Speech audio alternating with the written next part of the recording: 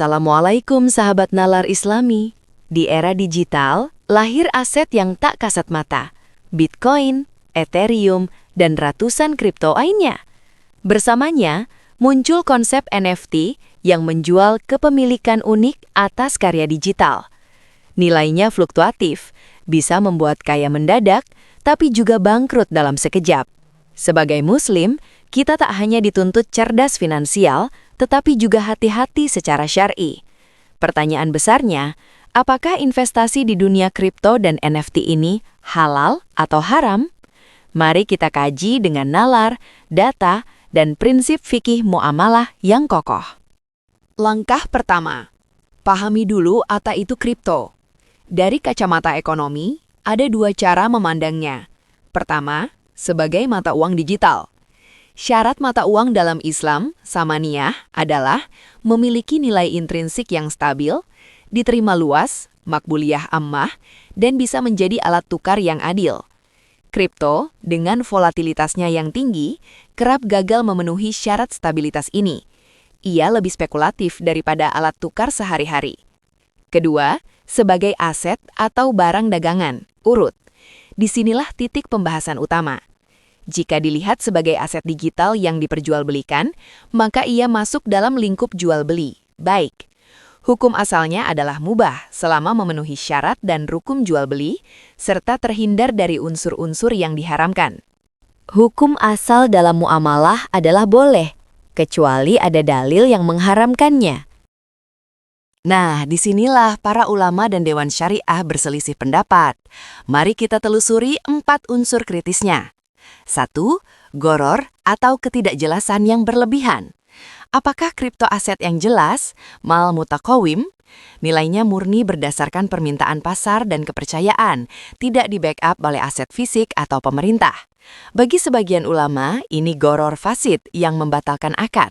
Namun, pihak lain berargumen bahwa semua aset spekulatif, saham teknologi, forex memiliki unsur ketidakpastian, asalkan pihak yang bertransaksi memahami risikonya.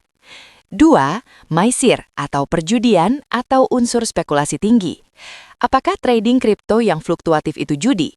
Jika motifnya hanya spekulasi cepat atau day trading tanpa dasar analisis, mendekati maisir. Tapi jika dianalisa sebagai investasi jangka panjang dengan studi proyek blockchain-nya, bisa dilihat sebagai tijaroh, perdagangan. 3. Keterlibatan riba. Transaksi di platform sering melibatkan fasilitas margin trading, pinjam untuk trading, dengan bunga.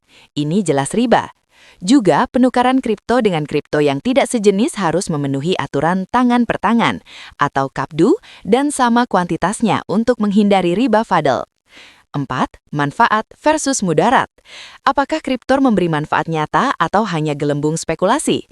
Blockchain, teknologi di baliknya, punya manfaat besar, tapi banyak altcoin yang memang hanya proyek fiktif atau scam. Di sini diperlukan kehati-hatian ekstra. Bagaimana dengan NFT?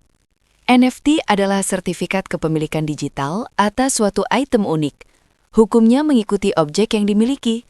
Jika NFT-nya adalah karya seni digital yang halal, misalnya grafis kaligrafi, animasi landscape, maka jual beli kepemilikannya pada prinsipnya boleh.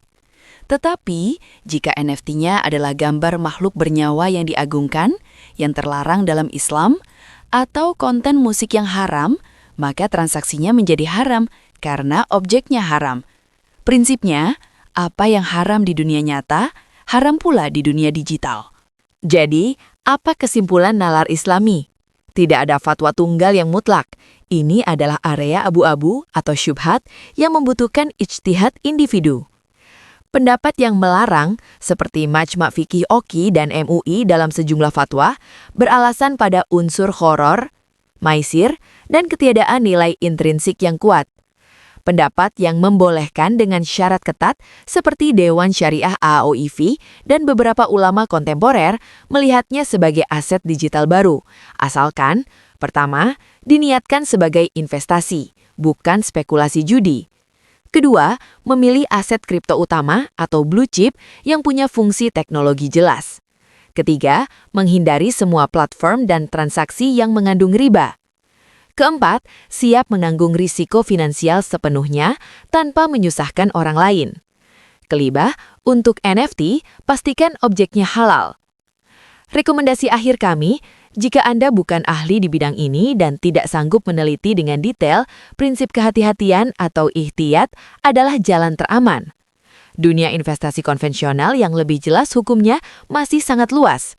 Tapi jika Anda memahami betul teknologi dan prinsip syariahnya, lakukan dengan tanggung jawab penuh dan siapkan diri untuk perbedaan pendapat. Wallahu a'lam bishawab. Investasi akhirnya adalah alat. Tujuannya adalah memberdayakan, bukan menghancurkan. Tujuan tertinggi Muslim adalah mencari rezeki yang halal, thoyyib, dan memberkahi.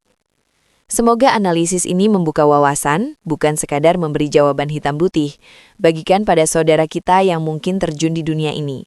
Like, subscribe, dan nyalakan bel notifikasi untuk kajian nalar Islami berikutnya. Sampai jumpa di ruang nalar berikutnya. Wassalamualaikum.